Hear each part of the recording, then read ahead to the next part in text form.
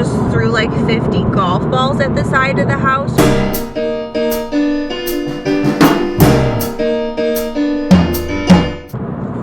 Hi. Hello. It's us. We're here. It's been a while. It's been a while.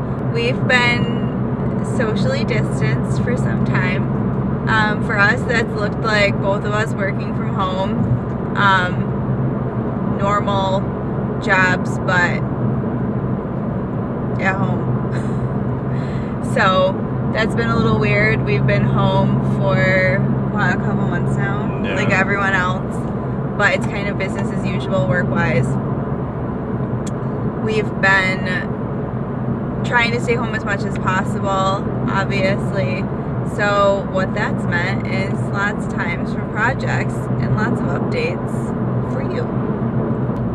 So most of our updates are more house updates this time, less car updates. I have been working on the STI all along, but things have kind of slowed down now with it. I got the engine in, the car is running. I've had a few hiccups, some gaskets needed to be replaced, some exhaust components needed to be cleaned out better than I did when the engine was apart.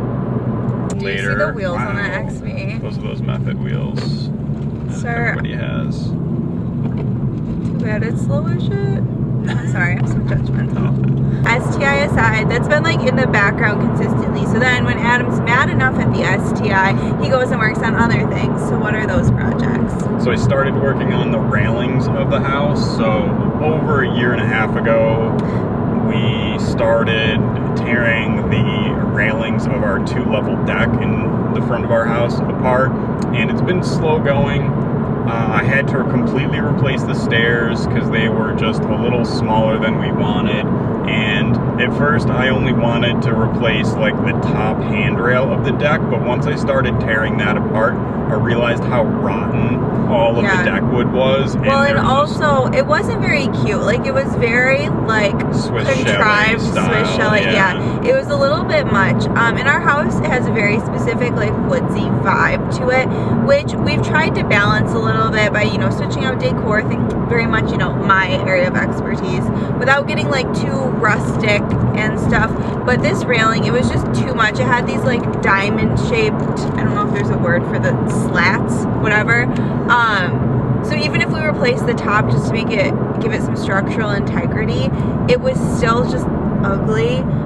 So we decided we'd take the opportunity and we're gonna do a more kind of modern looking railing and do basically wood framing, like wood 4x4s, wood handrail, and then do wire with, I don't know if there's a word for it, like the wire with hardware. Stainless aircraft style wire cabling. It's very popular right now.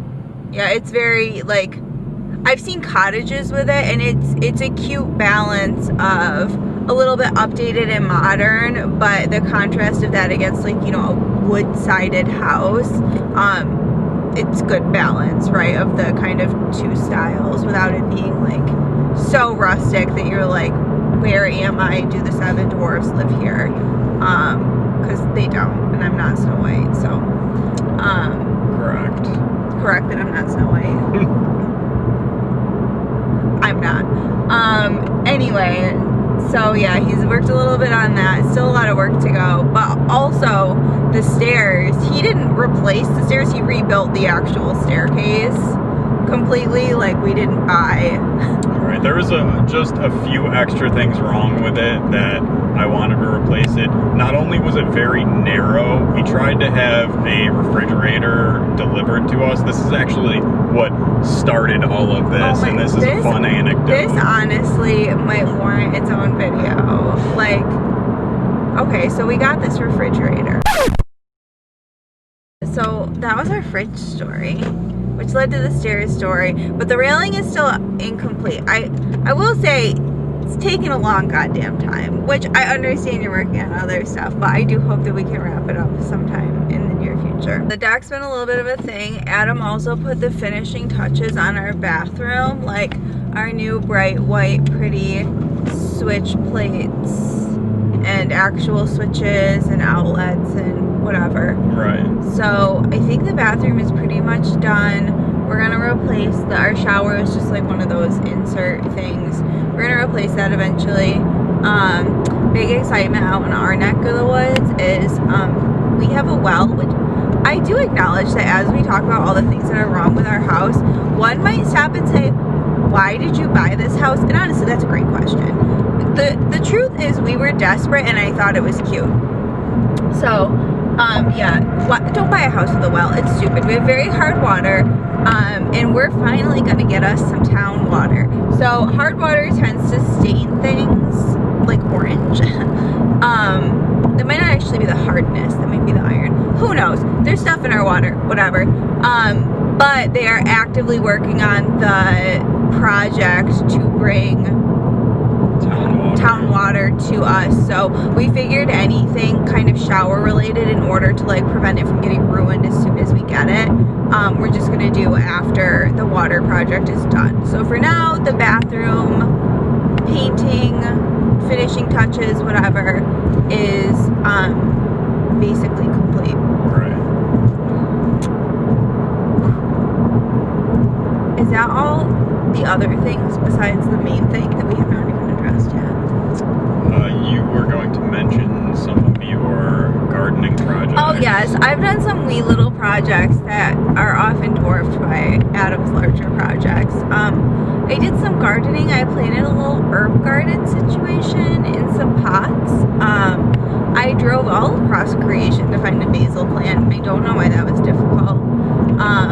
I even stooped so low as to sneak to my parents' yard and go around and see if they had any basil plants that I could just dig up a chunk of. They didn't. But yeah, I planted some tomatoes and lettuce as well. I dislike gardening, but I like planting some things that are cheaper just to have growing outside your house than to run to the store for. So there's a balance there. And also we just dragged our like lawn furniture and stuff out to our patio porch deck. We don't even know what to call it. Our porch deck, whatever. We brought our furniture out. Adam hung up my hammock, things like that. Got some flowers, just getting it summer ready. So all of this has been done around some invasion that happened to our house. Yeah, a infestation, one might say. Correct. That led to us abandoning half of our house. Right. We fully evacuated from our bedroom. Yeah. So we can insert the actual dates to give like a more legit timeline, but let's just say approximately 6 weeks ago, maybe, whatever. First of all, we have wood siding, which we've mentioned. We live in the middle of nowhere. Woodpeckers like to come peck our goddamn house, which is very annoying. We've had to like shoo them away before. Well, turns out that one of these woodpeckers pecked a big enough hole. It's like, I don't know, bigger. Like, I don't know how big. Whatever. A few inches. 3 or 4 inches wide. In diameter. They pecked this hole.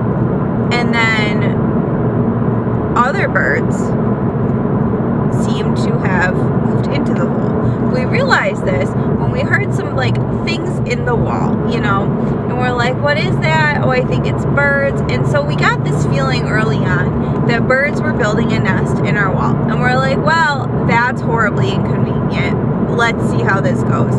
Because we're absolute suckers, we were like, okay, we'll let whatever is happening here, we'll let it hatch, you know, ride it out, and then we'll patch up the hole and make sure it never happens again. At this point, we're thinking they're just regular generic songbirds. Yeah. We can hear like squawking every once in a while, and we're not really sure what's in there. We figure it's going to be very difficult to get them out, so we do some, you know, light Googling, I We would also don't say. want to kill the birdies. Right. I mean, we're softies, and we want the birdies to be able to, you know, like, we live in the middle of the woods. At some point, you got to kind of expect that you're going to have some animals chilling around your house. Preferably not in, but alas. So it escalates, right? We've got birds in the wall. We heard the, like, scratching of presumably the mama bird building the nest. And then one day we heard this incessant squawking.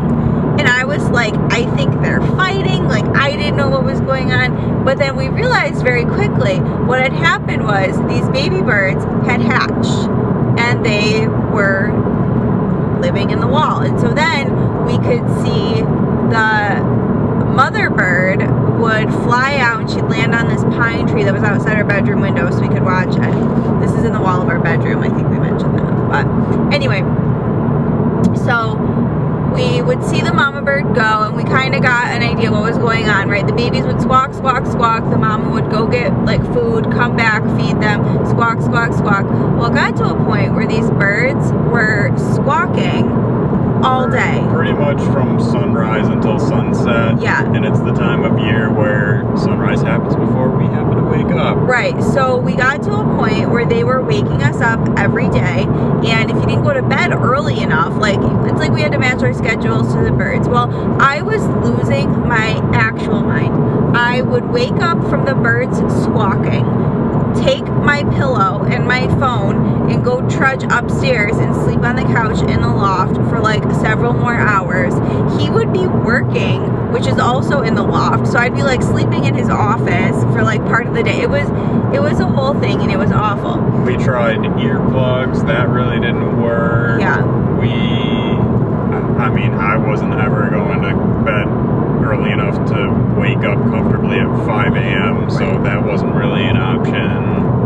And then we continued our research to try to figure out what these birds were, how long their babies were going to be in the nest, when we could start cleaning the nest out and not like disrupt them because we're too nice apparently. And one day, Laura sends me a text and says, read this article, I think these are our birds. Turns out we had a whole ass starling infestation, which is a variety of bird that will show up at your house, find a spot to make a nest, raise their little babies there, and then keep coming back. So at this point, it had escalated such that the baby birds weren't just like little babies in the nest anymore. They were leaving the nest, but not like out of the house. They were like hopping around on the ceiling of our room. And we could hear this like scratching, thumping, flopping. Like they were just making themselves at home. And we were at our wits' end. So we ended up, I found the number of this guy who was an exterminator. And supposedly he was like a nice exterminator. Because like I didn't just want to like kill these birds, because it also felt like they were about to leave. Like how much longer could they stay? I mean, at this point it was like 2 weeks in maybe. Since they hatched. Most articles said these birds included and most other songbirds stay in the nest for about 3 weeks before their parents kick them out. So yeah. We knew it was getting close to the point where they would leave naturally anyway. So I find this exterminator's number and he's like Finger Lakes exterminator dude. But one like, of the things he specialized in was Starlings. Yeah. On the website. So I sent Adam the link. I was like, please, for the love of God, call this man and get us help. So I call him, and he is the nicest guy in the world, very sympathetic, and understands what's going on, says he can definitely help us out. It'll cost X amount of dollars for him to come on to a consultation.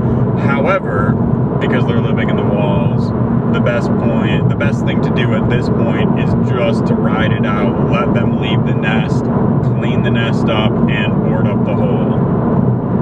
So we had already kind of planned that thus far, and that's what we were doing. So we continued to do that. My music studio is upstairs, so at this point I started playing my drums more frequently to try to encourage the birds to leave the nest and not come back. Yeah, we were trying to provide the opposite of hospitality. So I don't know how many babies there were. There was a lot. I would say more than 5. I think they say the guy told you that part of the problem is that with starlings, the mother will feed one at a time. Right. So that's why she was going and coming back, and the rest of them were just squawking their heads off in the meantime. So every time the mother comes back to feed one of the babies, the other babies start going even crazier because they're not getting food at this point in time. And this was constant. The mother was flying out, getting worms or whatever and bringing them back. Yeah. And this was all day, like I said, from sun up until sundown. Yeah, it was incessant. So another part of the problem is our bedroom is on the back of our house. It's downstairs because our house is absolutely bizarre. Again, why did we buy it? We don't know. Our bedroom's downstairs. It's on the back, the north side of the house. And so is the spare bedroom that has been my office. So it became kind of a running joke that you could hear my birds squawking whenever I was in meetings. It started out that they were quiet enough that my mic wouldn't pick up the bird squawking unless I was already talking. But then they were so loud that I had to be muted during meetings because you could just hear them squawking incessantly. And it was kind of humorous for people who weren't living it. I cried a lot about this. It really broke me down. She had to take some meetings in the kitchen. It was a whole thing. So at this point, we're waiting for these birds to leave because the exterminator guy, he was we didn't end up actually paying him to come out because he just kind of gave us advice over the phone, which was so nice of him. And he had told us we just kind of had to wait. So we could not sleep because not only was the squawking so bad first thing in the morning, but as they got older and they were like just hopping around inside the walls, we could hear them because they would do that all night. Right. So, and that like just scratching on the drywall, it was so bad. I don't know if it's actually drywall or if they were on plywood. I don't know. Whatever. I don't know how houses work. But it was loud. It was annoying. So we couldn't live like that anymore. So we abandoned our bedroom. We took our bed out of the bedroom and upstairs into the loft. So we were sleeping in the loft, which is also his office. So still sleeping in the office. Also our living room. Also our living room, because again, our house is bizarre and doesn't make any sense. And the loft is just a big open space where our living room and office are, and our bedroom now. So we're sleeping up there, and I was working in the dining room. What is this cruise that's going on here? Oh, hello. Porsche Miata S2000 Corvette. That's a weird combination of cars, but good for them. I think they're living their best lives. I think so also. And also, they were all either white or gray, so maybe gold and make it match their hair, or it was like just a monochrome vibe they go for. Could be. Anyway, so our bed is actually still upstairs because we're too lazy to move it back downstairs. But we've since gotten things pretty well straightened out. So there was, like Adam said, we got to the point where we knew they had left the nest and we're trying to just get these assholes out of our walls. So he's playing drums a bunch. I angrily just threw like 50 golf balls at the side of the house to try to scare them out. Adam had gotten out a ladder and was like looking in the hole and trying to figure out like what was going on in there, what was left. And we got to the point where there was just one bird, which was clearly, I mean, I feel bad for him because obviously the mom kind of forgot about him and just left him in there. It's just kind of like one dummy starling left in there. And I think there was 2 left when I started actually like preparing to take the house apart. So I got out my ladder, which we had bought a while ago, to clean out our gutters, and I never did because the one side of our house is so tall. I put up a ladder and realized that it was very unstable for me to be up that high. So I bought a bunch of, 2 ladder stabilization tools. Which are a game changer, absolutely, by the way. Highly recommend. So one is just the U-shaped piece with rubber pads on it that sits at the top that you see a lot of contractors have. The other is this ladder lockdown thing that puts spikes in the ground and then ratchet straps the ladder to the platform that sits on the ground. Which is important for us because the one side of our house that's so precarious to get to, the base of the ladder also has to be on a hill, by the way, in order to have like a safe enough hitch. I get my ladder up there, and this ends up being the excuse to clean out the gutters. Because I would also have been embarrassed if I had invited a exterminator out to look at the hole, and there was plants growing out of our gutter. That's a whole other story. So anyway, I clean out the gutters, and then I start looking at this area of the siding where the hole is where the birds have gotten into. I end up taking the pieces off, so it's cedar siding, there's wide strips of siding, and then little strips in between to cover the gaps between the wide strips. Yeah, just like long vertical boards. So it's one board, I take that board off and the pieces of strip around it, and realize that how they were able to get into the ceiling. Am I going the same way we went before? No, actually. Continue this way? Yeah. Okay. So there is plywood under the siding, as most houses have, but it only goes up so far. So where the first floor ends and there's the gap before the second floor begins, there is no plywood. So once the woodpecker had gotten through the siding, there was only a piece of insulation blocking anything from getting into the cavity in between the floors of our house. So once I realized that, it made a lot more sense of how the birds were able to get in and how they were able to travel so far from one wall to the other inside the house. So I was able to see the nest. We could hear the baby birds that were left in there. They wouldn't really like come to us, but we could still hear them squawking anytime you walked by the hole, and the mom would come and squawk at us angrily anytime we were anywhere near that side of the house, so we knew we were making progress. So we left the hole uncovered for 3 days. Just full siding off the house, just like airing it out in there. So there was, I think, 2 birds left, because one was kind of squawking and one kind of wasn't, but you could hear them hopping around individually. And then one of them left, and it was just this last baby that was having a little more trouble than the rest of them getting out and wasn't squawking as much, so I think the mother wasn't necessarily paying as much attention to this particular bird. I think she was over him. So we waited a couple days. Eventually that bird left and we had full silence, and it was amazing. Well, a part of it is we were like, okay, how long do we wait to be sure that they're gone? Like, how much silence do we wait for? And so we decided if it was like a full 24 hours without hearing anything, that we would say it was safe and that they were gone, not just like chilling quietly. So I got up there with a broom. I cleaned out as much of the nest material as I could. Which you could see the nest. It was like right against the side, like the wall of the house. Right.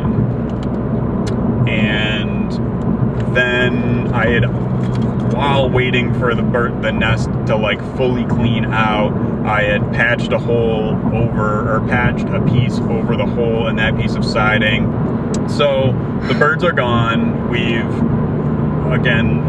haven't moved our bed back, but we've been using those rooms now normally, and realized that there hasn't been any noise at all. We were slightly afraid that maybe that one bird was left, but it hasn't. It's gone. There's no sound whatsoever, so we can move our bed back at any point in time that we want to. And we have sweet, sweet silence on the inside of our house again. Finally, it was so bad. I was really losing it. So yeah, that is our quarantine update, I think. The bird thing really took over. It did. That was a thing.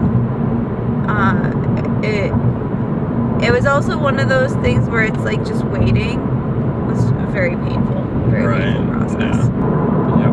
We are on our way to go hiking today because that's still a fun thing you can do, socially distanced. It is. Yeah, we've hiked the past 3 weekends. We have. We're venturing out. We've done Finger Lakes National Forest, which is such a gem that I feel like people don't really know about. And today we're headed down to Ithaca, which a part of my heart and soul lives in Ithaca. And I feel like going to Ithaca brings me some sort of weird zen inner peace, which I just really need right now. So hopefully this little trip will straighten us right out.